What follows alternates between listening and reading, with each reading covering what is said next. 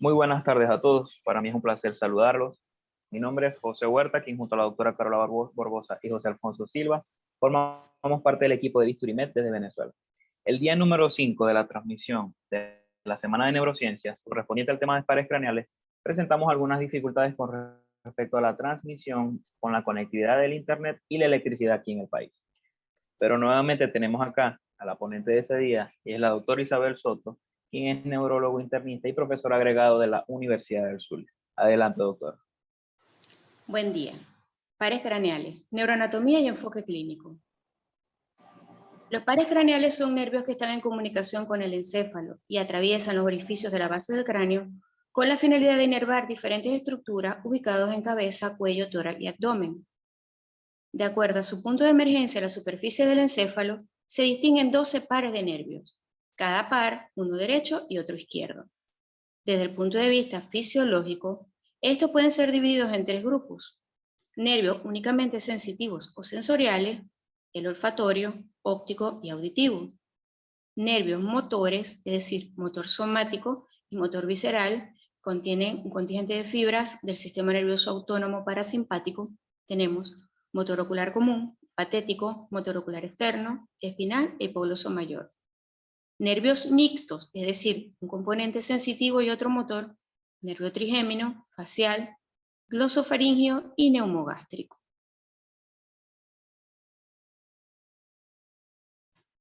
Por lo general, los núcleos de los pares craneales se encuentran ubicados en el tallo cerebral, excepto el primer y segundo par craneal.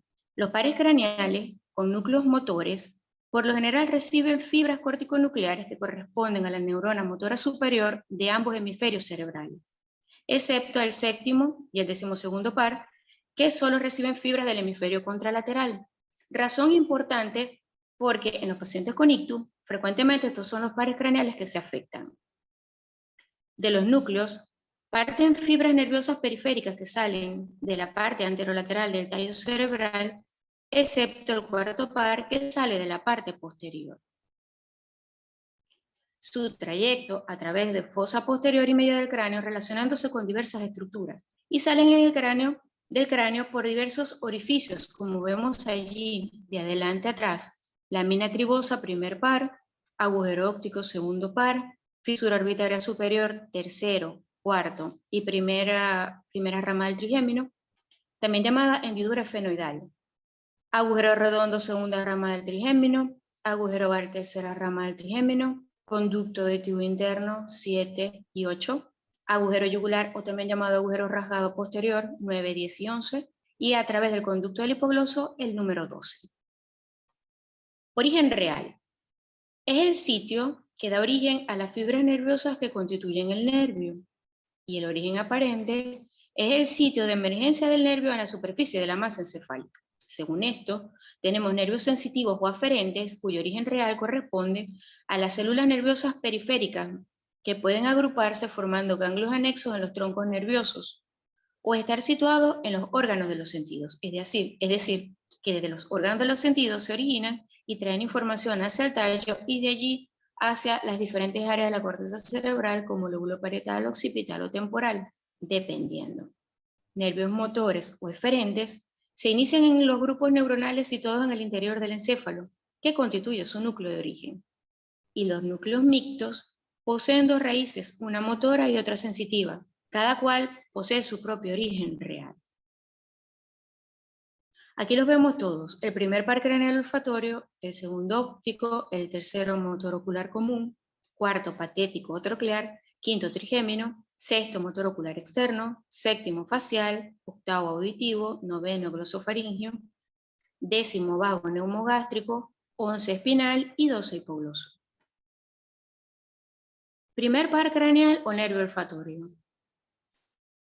Es un nervio sensorial que da origen al sentido del olfato. Como vemos allí en la lámina, las fibras se originan de las células bipolares de la mucosa olfatoria en la mancha amarilla ubicada en la porción superior de las fosas nasales. El origen aparente es la cara inferior del bulbo olfatorio, ubicado sobre la lámina cribosa del etmoide, a cada lado de la apófisis cristagal. Como vemos, las células bipolares se encuentran ubicadas en la mucosa nasal y de allí emiten prolongaciones que van en varias direcciones que se reúnen luego en 12 o a 24 ramos olfatorios. Estos ramos olfatorios penetran la lámina cribosa del etmoide y se dirigen hacia el bulbo olfatorio. Ahí hacen sinapsis con las células mitrales y de allí emiten prolongaciones que van hacia el lóbulo temporal a través del tracto olfatorio a la corteza olfatoria en el lóbulo temporal. Vemos como las moléculas olfativas son captadas por estas células bipolares, las cuales esto se transmite a través de señales eléctricas hacia las diferentes regiones, hacia la región del cerebro de la corteza olfatoria. Cuando se lesiona el primer par craneal, la manifestación clínica es anosmia, que es la ausencia del olfato, o hiposmia, que es la disminución del olfato. Esto lo podemos ver actualmente en infección por el virus de COVID-19. Segundo par craneal o nervio óptico. Es un nervio sensorial cuya función es la visión. El origen real son las capas de las células ganglionares de la retina. Los axones, al reunirse, se dirigen hacia atrás para formar el nervio óptico. El origen aparente es el ángulo anterior del quiasma óptico. Ahí vemos en amarillo la retina donde se encuentran las fibras que van a formar el nervio óptico. Los estímulos visuales son captados por estas células especializadas, llamadas conos y bastones, y de allí transmiten la información a las células ganglionares de la retina, cuyos axones convergen, como vemos acá en el fondo de ojo, en el disco óptico, para formar el nervio óptico. Este nervio mide 4 centímetros aproximadamente y se dirige hacia arriba, atrás y adentro, y se describe en 4 segmentos. El intraocular, los axones de las células ganglionares de la retina convergen en la papila óptica y de allí perfora las capas superficiales del ojo, esclerótica y coroide, en un sitio llamado zona cribosa. Segundo segmento intraorbitario, el nervio queda comprendido en un cono formado por los músculos rectos del ojo y se sumerge en la grasa retroocular, en el vértice de la órbita, por el anillo fibroso que presta inserción a los músculos rectos, anillo de Sim. El tercer segmento intracanalicular, el nervio atraviesa el agujero óptico, acompañado por la arteria oftálmica. Y el cuarto segmento intracraneal, que mide 1 centímetro, está comprendido entre el agujero óptico y el quiasma óptico. En este segmento, el nervio está situado sobre la tienda de la hipófisis y sobre el canal óptico del efenoide. Acá observamos la vía óptica. Vemos cómo las fibras de la mitad nasal de la retina reciben información del lado temporal del campo visual, mientras que la mitad temporal o externa de la retina, estas fibras reciben información del lado nasal del campo visual. Fibras nasales y temporales se unen, forman el nervio óptico, el cual ingresa al interior del cráneo a través del agujero óptico. Cuando llega sobre la tienda de la hipófisis, fibras nasales se decusan y van hacia el lado contrario, mientras que las temporales siguen el mismo lado. Fibras nasales y temporales forman el tracto óptico, que emite fibras al mesencéfalo para formar el reflejo fotomotor y de acomodación. De allí, cuerpo geniculado lateral y parten radiaciones ópticas. Las superiores terminan en el borde inferior de la cisura calcarina y las inferiores en el borde superior de la cisura calcarina en la corteza visual, área 17 y área 18 y 19 de asociación, en el lóbulo occipital. Cuando se lesiona el segundo par craneal depende del nivel donde se lesione. Por ejemplo, si se lesiona en el nervio óptico, como vemos en el número 1, vamos a tener amaurosis o ceguera. Si la lesión es del quiasma óptico en adelante, observamos las hemianoxias, que son defectos del campo visual. Por ejemplo, el número 2, en el quiasma óptico se lesionan las fibras nasales, hemianoxia bitemporal. Y de allí en adelante, la lesión del tracto óptico o del lóbulo occipital, tendremos hemianoxia homónima contralateral a la lesión. Causas múltiples: traumatismo, neoplasias o enfermedades desmielinizantes. Tercer par craneal o motor ocular común. Es un nervio netamente motor. El origen real, el núcleo somatomotor situado en los pedúnculos cerebrales, a nivel de los tubérculos cuadrigéminos anteriores y por delante del acueducto de Silvio. Núcleo parasimpático de Edinger-Westphal, que es el núcleo pupilar, situado por detrás del anterior. Este es un núcleo fotomotor y fotoacomodador. Allí lo vemos. Los dos núcleos de Edinger-Westphal y el motor. Emerge a través de un surco del motor ocular común, situado en la cara anterointerna del pedúnculo cerebral correspondiente. Una vez sale del tallo cerebral, se dirige hacia adelante y se relaciona o pasa entre la arteria cerebral posterior y la cerebelosa superior. Relación muy importante porque la arteria cerebral posterior, si hay un aneurisma, lo puede lesionar a ese nivel. Luego se introduce en el seno cavernoso, que son senos venosos ubicados a ambos lados de la silla turca, lo penetra y luego penetra la hendidura esfenoidal para entonces inervar músculos extrínsecos del ojo, que son el elevador del párpado superior, que eleva el párpado, recto superior, recto inferior y recto inferior. El recto superior lleva el ojo hacia arriba, el recto inferior lleva el ojo hacia abajo y el recto interno lleva el ojo hacia adentro o lo dirige horizontalmente hacia adentro. También hay un contingente de fibras parasimpáticas que se encargan de inervar los músculos constrictores de la pupila, que son músculos intrínsecos intraoculares. Allí vemos por dónde penetran, por la hendidura esfenoidal en el cráneo.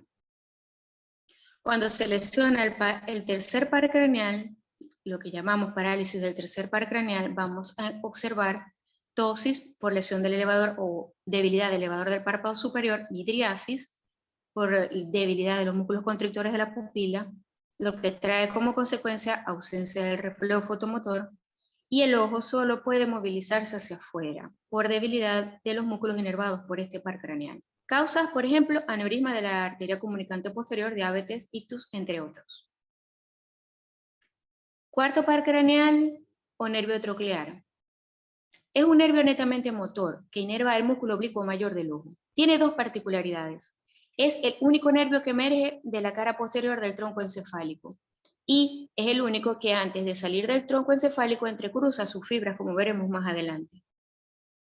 Aquí lo vemos, el origen real, núcleo situado en el pedúnculo cerebral por debajo del núcleo somatomotor del nervio del motor ocular común. Las fibras provenientes de este núcleo, antes de aparecer a la superficie, se entrecruzan al lado opuesto, como ya lo comenté, para emerger por la cara posterior de los pedúnculos cerebrales a cada lado del frenillo de la válvula de Busens. Aquí vemos cómo este par craneal sale por la parte posterior y bordea el tallo cerebral para hacerse anterior, también penetra por el seno cavernoso, de allí hendidura esfenoidal para inervar el músculo oblicuo superior, oblicuo mayor también, el cual lleva el ojo hacia abajo y lateralmente. Esa sería su función. Cuando se lesiona el cuarto par craneal, vemos que cuando el globo ocular está dirigido hacia adentro, el lado nasal, no puede desplazarse hacia abajo. Quinto par craneal o nervio trigémino. Es un nervio mixto que recibe la sensibilidad de los tegumentos de los 2/3 anteriores del cráneo, cara, fosas nasales, órbita, cavidad bucal y su contenido. A su vez, es un nervio motor que inerva los músculos de la masticación, y entre otros. Se llama trigémino, literalmente tres mellizos, y se refiere a sus tres divisiones, oftálmica, maxilar y mandibular. Es el nervio sensitivo más importante de la cara y el primero del arco braquial. Vemos que el origen real sensitivo, las fibras de este nervio nacen del ganglio de Gasser, que tiene forma de semiluna, ubicado en el vértice de la cara anterosuperior del peñasco del temporal. Allí es envuelto en un saco de dura madre llamado Cagón de Meckel. Dicho ganglio presenta una cara superior, una inferior, un borde anterior externo convexo y un borde posterior interno cóncavo. El borde anterior externo del ganglio de Gasser da origen a las tres ramas.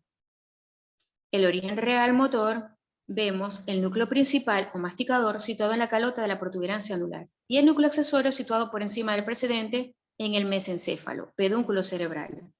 Vemos que el núcleo sensitivo es muy amplio, que puede llegar hasta el segundo segmento cervical. Emerge de la cara anterior inferior de la protuberancia anular a nivel de los pedúnculos cerebelosos medios por dos raíces. Una raíz externa gruesa que es sensitiva y otra interna más delgada que es motora.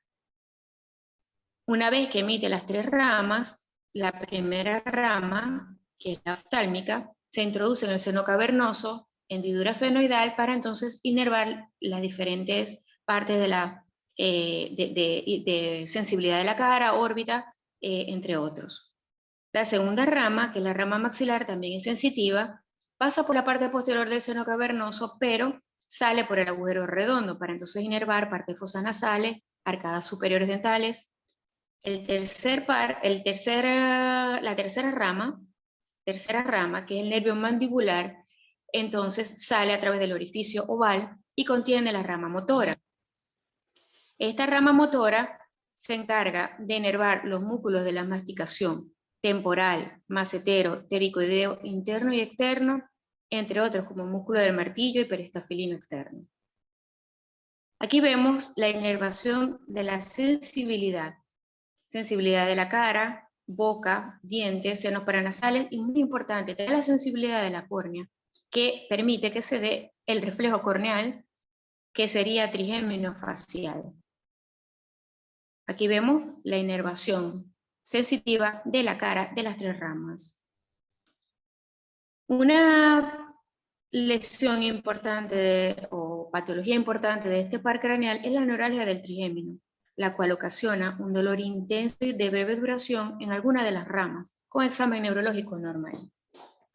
Otras formas de lesión de este par craneal son las neuropatías, la neuropatía por compresiones microvasculares y las neoplasias.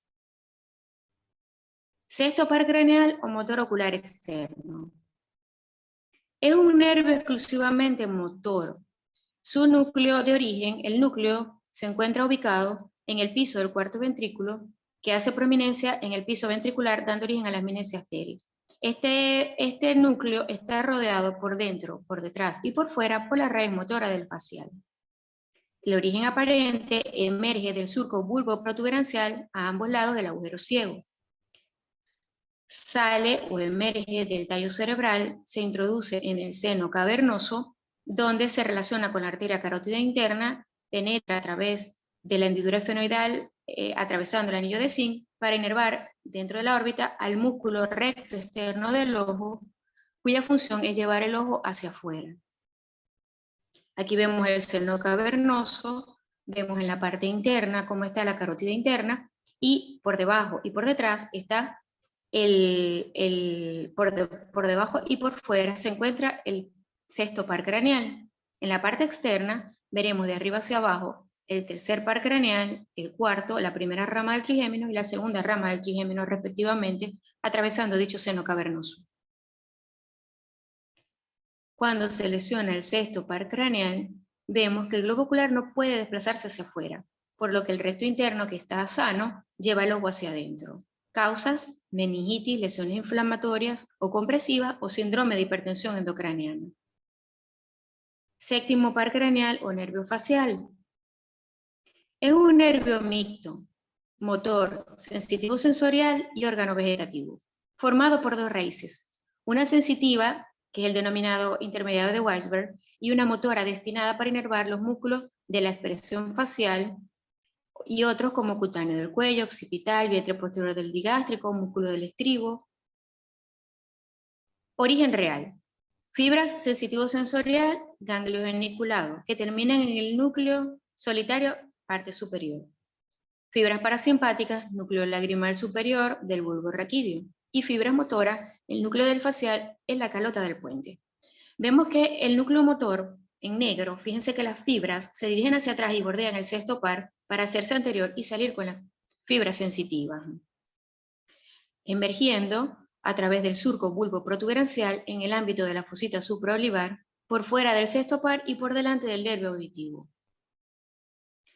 El núcleo motor tiene una particularidad, que la parte que inerva los músculos de la mitad inferior de la cara solo recibe fibras corticonucleares de ambos hemisferios del hemisferio cerebral contralateral, mientras que la parte del núcleo que inerva la parte superior de la cara recibe fibras de ambos hemisferios cerebrales.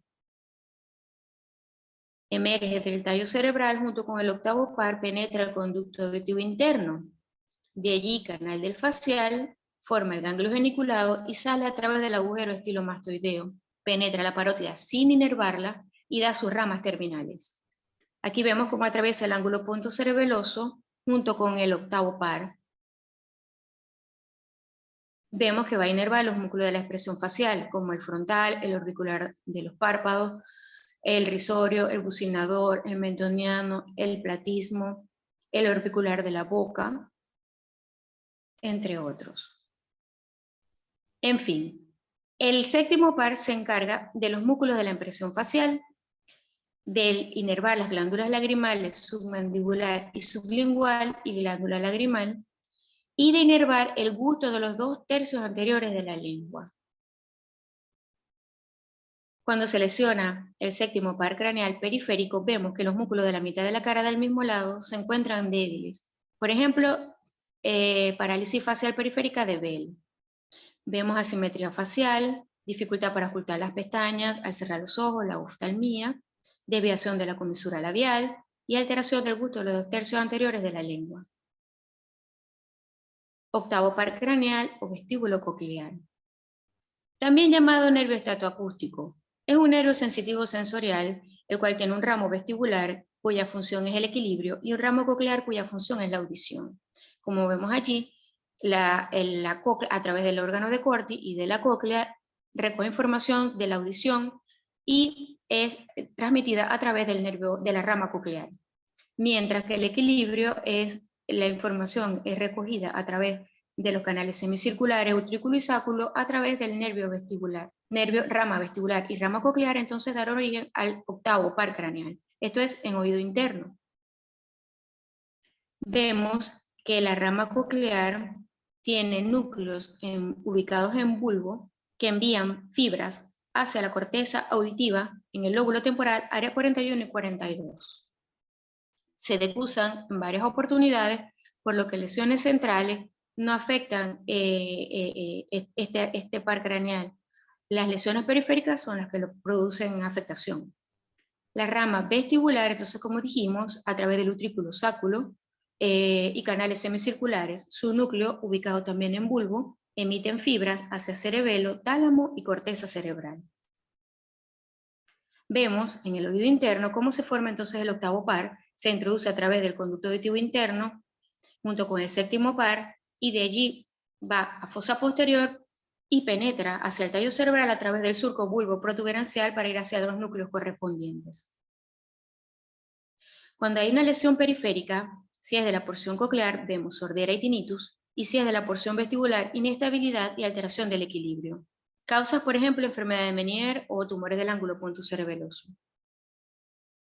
Noveno par craneal o glosofaríngeo.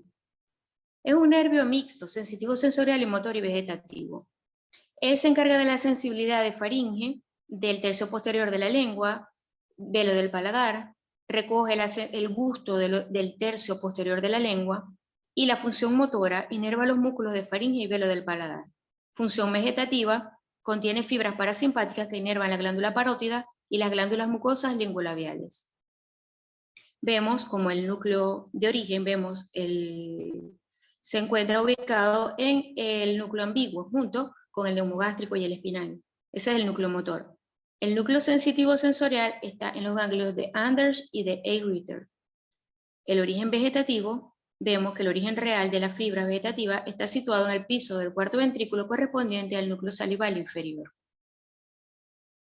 Aquí vemos cómo emerge del surco colateral posterior del bulbo raquídeo por encima del neumogástrico y del espinal, para entonces inervar parótida, el gusto del tercio posterior de la lengua y velo del paladar. También inerva seno carotidio, varoreceptor, y cuerpo carotidio, quimioreceptor. El orificio a través del cráneo, a través del cual sale, es el orificio yugular. Décimo par craneal o nervio vago o neumogástrico. Es un nervio mixto, motor, sensitivo y vegetativo. Posee un territorio de inervación muy extenso, porque comprende vísceras de cuello, tórax y abdomen. Vemos que tiene un núcleo mixto, que se encuentra ubicado en el núcleo ambiguo, en bulbo, y sale las fibras a través del orificio yugular para inervar diferentes estructuras como laringe, faringe, tráquea, bronquio, pulmones, tracto gastrointestinal, parte de colon, hígado, riñón, páncreas, corazón y grandes vasos torácicos. Es prácticamente el par craneal que nos permite que estemos vivos, porque mantiene el corazón funcionando. Cuando se lesiona el 9 y el 10, ellos se exploran simultáneamente. Vemos que va a haber hemiveloparesia del lado de la lesión, es decir, paresia del lado afectado, contracción del lado sano del paladar blando y desviación de la úvula hacia ese lado. El paciente va a tener difonía y disfagia por afectación de faringe y de laringe. Ahí vemos al paciente la hemiveloparesia o caída del velo del paladar de ese lado cuando hacemos la maniobra fonatoria. Causas, por ejemplo, síndrome de Wallenberg, lesiones traumáticas o tumorales. Par craneal número 11, espinal o accesorio. Es un nervio motor formado por la unión de la raíz espinal y otra craneal. El núcleo motor, ubicado en bulbo, se extiende a segmentos cervicales superiores. Es un núcleo largo, amplio, que llega a los segmentos cervicales superiores.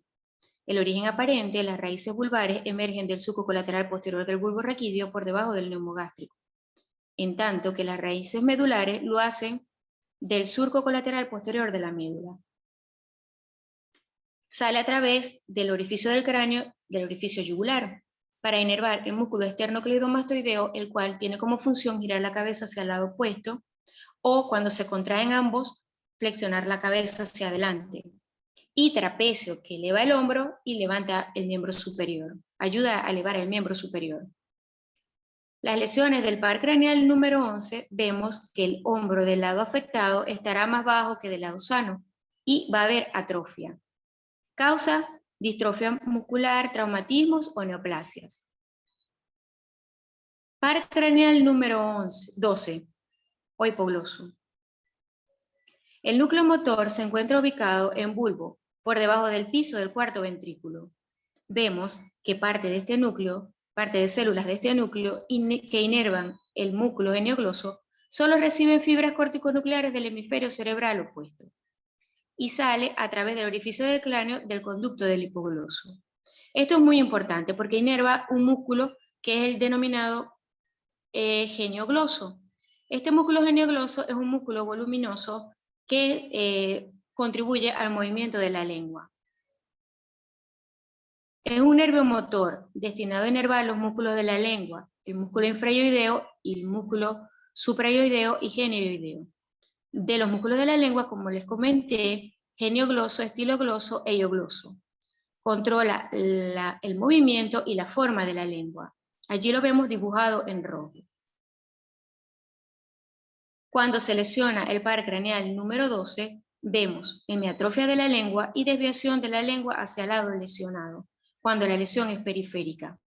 Cuando la lesión es central, la lengua se desvía contraria al lado de la lesión. Causa ictus y lesiones traumáticas. Bueno, muchísimas gracias. Siempre da más de lo que esperan de ti. Larry Page.